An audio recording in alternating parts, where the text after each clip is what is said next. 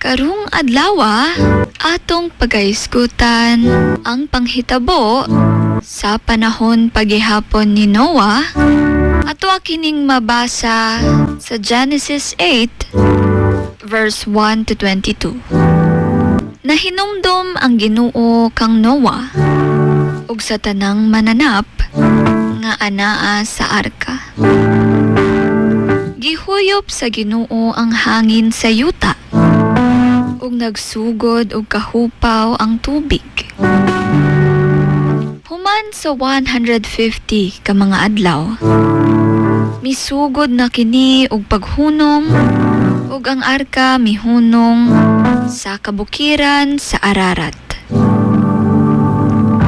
Nagpaabot si Noah ug gibuhian ang uwak ug kalapati aron tan-awon kung mamahimo na bang mugawas.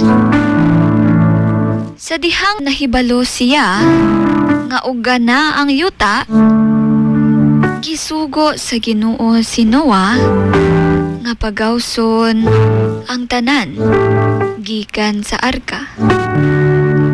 Naghalad si Noah og mga mananap nga limpyo ngadto sa Ginoo ug nalipay ang Ginoo sa iyang halad.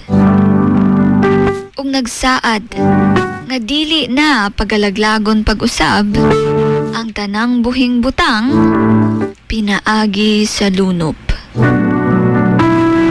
Kini nga bersikulo ginapakita o ginapahibalo sa atua nga ang Ginoo matinumanon sa iyang mga saad ug nagahatag siya og bag-ong pagsugod sa mga musalig ug musunod kaniya.